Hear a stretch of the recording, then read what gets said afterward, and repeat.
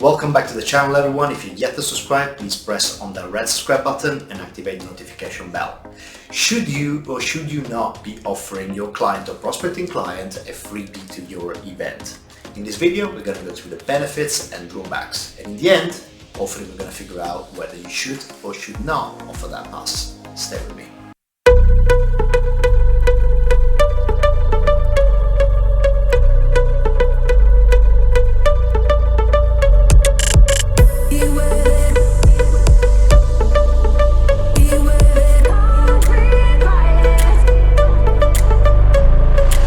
If you've already been working across a number of corporate events by now, chances are you've been in the situation when an existing or a prospecting customer have asked you for an attendance freebie.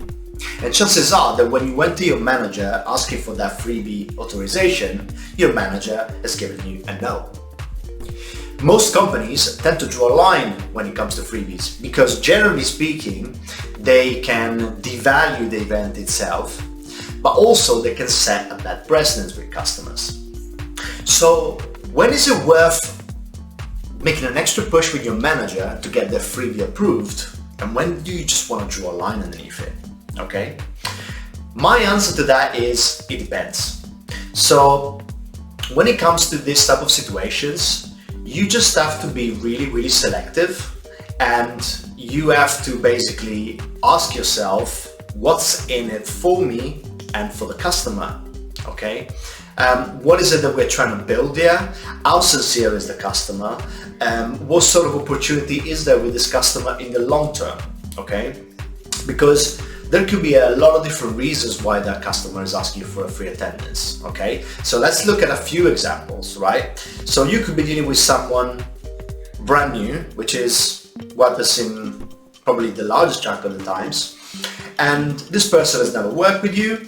Maybe they never even sponsor an event in their life, okay? But you know, they're getting bigger, they are serious about marketing, they want to get known, they want to talk to the type of customers that you bring to the event, right? So they're thinking about it, okay? Yet they don't want to pay for it because for them it's a big expense. They never allocated this type of budget before. So you're gonna have to work really hard to make them do something completely different from what they've been traditionally doing in the past. As a default, you know, they're always gonna ask you for a freebie, yeah, because the narrative there is, I want to come to see your event. You know, I want to see what kind of delegates you have. I want to see how your team operates on site. I want to see how smoothly your event runs. I want to see the networking. I want to see the exhibitor stand position, etc. So all these doubts, all these uncertainty, all these question marks, which is fair enough, right? Because there are so many events out there, and let's be fair, they're not all top-notch quality. So sometimes you get stung, and when you get stung, you become a lot more skeptical. But in the case of someone that's never even invested a penny in event sponsorship before, it's going to be even harder to push them over the line, right? So when it comes to this type of prospect, you want to ask yourself there, what kind of company is it? First of all, are they going places? So if it's a startup, are they funded? Are they getting funded? Who are the founders? What's their work experience? How competent they look? I mean, how comfortably they talk about the product? You know, how good does the product look? Even from just like a visual perspective, okay, from a marketing standpoint.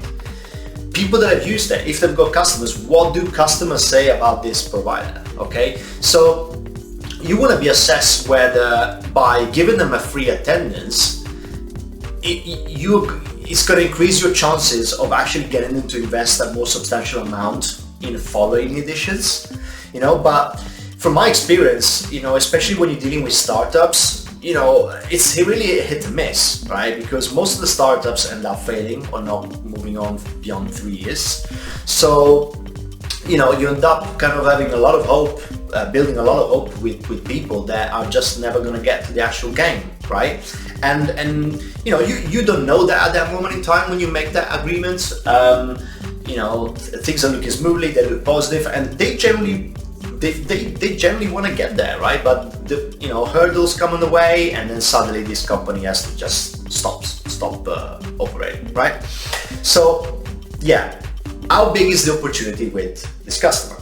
If you're dealing with somebody that has already perhaps attended other similar events to yours or competitor events straight up, okay, but they never worked with you before, to me, those are probably the hottest prospects. Those are probably the type of companies where I would go the extra mile to try to do something to get them on board. Why is that? Because they've already demonstrated that they believe in investing a marketing budget into an event sponsorship, okay?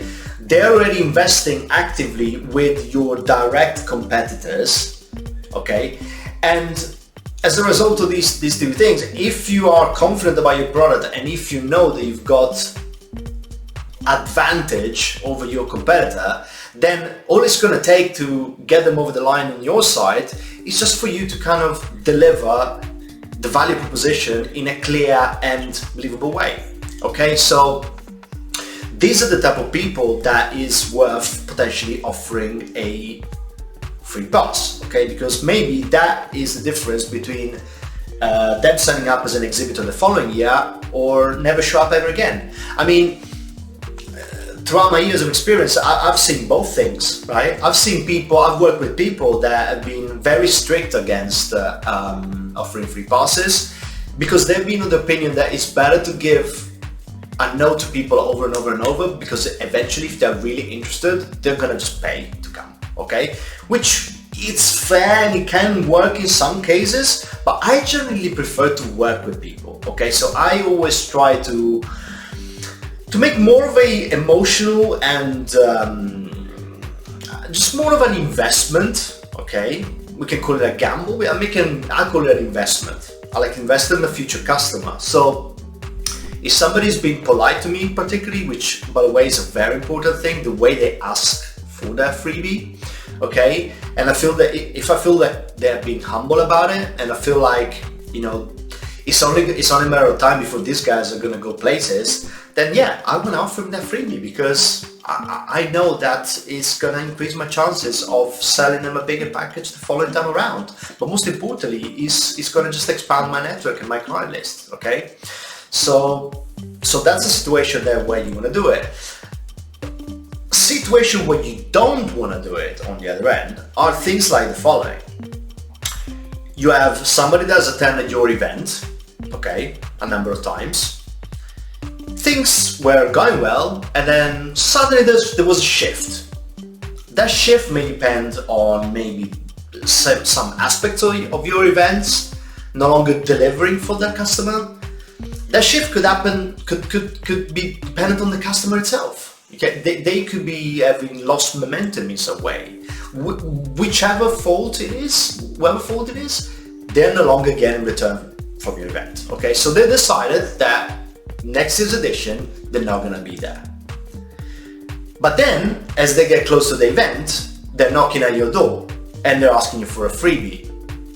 So in this situation, I've seen people kind of feeling like, oh my God, so actually that's an opportunity to get them to come back, right? So because we messed up with them, by giving them a free pass, we're gonna make up, and then we're gonna be a customer again, we're gonna be friends, we're gonna see them again and sponsor, they're gonna start spending again over and over and over in the future.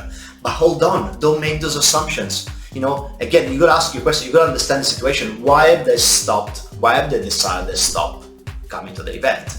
Because if it's down to them, all they're doing by asking you freebie, they're just using you as a tool to actually open up some conversation with prospects for free without having to invest in the sponsorship. They've already decided they're not going to be there. Maybe they already decided that you're not a quality provider for them. Maybe they already decided that they're never ever going to spend a penny with your company, yet they're making you think that they're going to come back by trying to offer you, they're throwing you a little bone, right? They're dangling a carrot.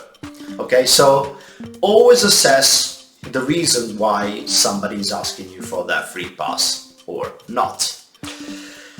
Other situation where you don't want to do it is a situation, for instance, where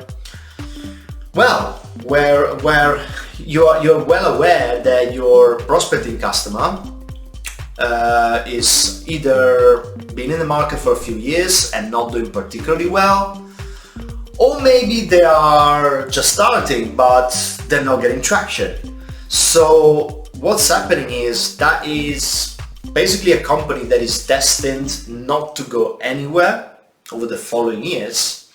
So what they're trying to do is they're trying to get essentially some cheap or free marketing, and they are asking you for a pass because they want to make you believe that they're going to be spending money with you in the future, and you're going to catch on to that, and they go on this carrot dangling supposed to work, and then as a result you're just going to offer them some value for free just by the hype and just by having happy ears, okay?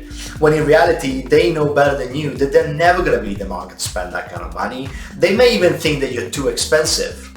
See, that's another thing. A lot of people, they call you, when they say to you that you're too expensive, they already know in their head that they're never going to spend that kind of money that you're asking them for, because they can get more competitive prices elsewhere. Maybe they're making price-based decision. It's not necessarily a better product, but they are being price conscious, okay? So they can get a ticket from another similar event at a cheaper price.